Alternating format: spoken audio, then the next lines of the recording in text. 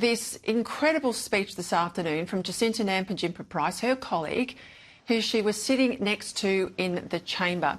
Senator, welcome. I've got Jacinta on the program in a moment, but as I said at the top of the show, there are moments when you see and hear something historic in that place, when a speech has cut through.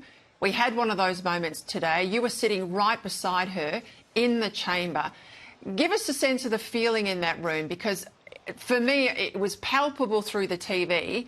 It was incredible for those in her vicinity, though.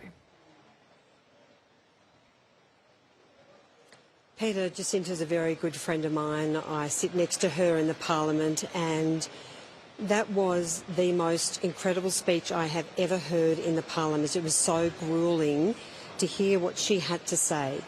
Such anguish, the way that she spoke about the need to speak with truth and honesty about the dysfunction and the abuse and the horrific levels of violence and alcoholism in many of these communities, in Aboriginal communities.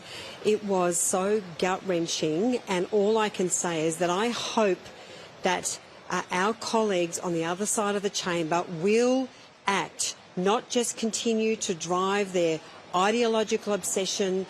As she says, this is not about culture, first and foremost. Yes, culture is important, but number one is the safety of children. Number one is protecting children's safety and well-being and making sure that we can give them the best opportunities in life.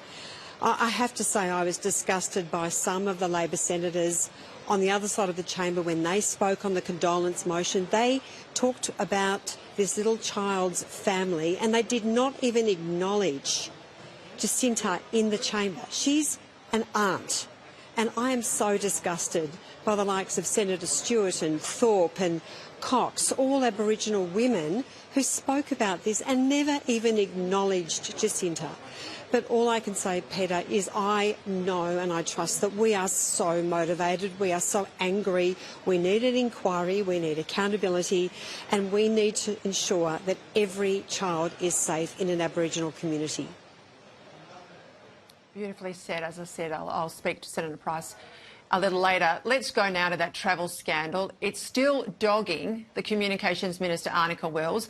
You've accused her of secrecy and entitlement after more questions emerged about whether a birthday party that she went to constituted official ministerial business. Now, she claims it does because in the margins of that friend's 40th birthday party, she says she spoke to a South Australian state minister. She later then said that that was justification to stay overnight on the taxpayer because this discussion, I don't know, over the sausage rolls or beside the DJ, somehow was an official meeting. Now, she's really come unstuck here, though, because that South Australian state MP, who, allegedly was a part of this birthday meeting, well, he is refusing to corroborate her story. Now, surely Sarah Henderson, she can't survive now.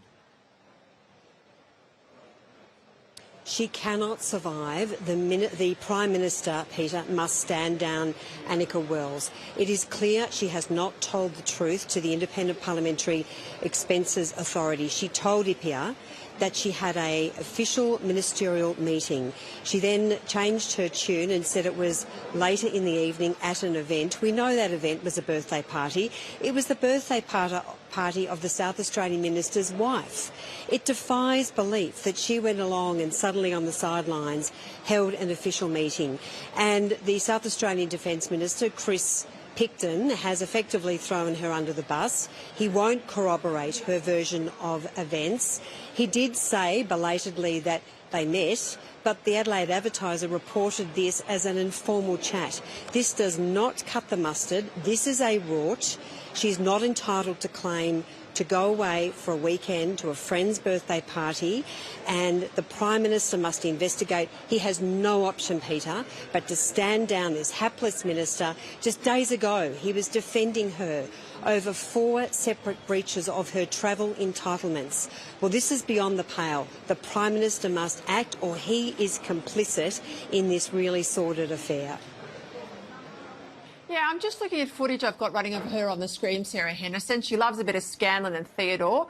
So do I. That's a clothing label, except I pay for mine out of my own pocket.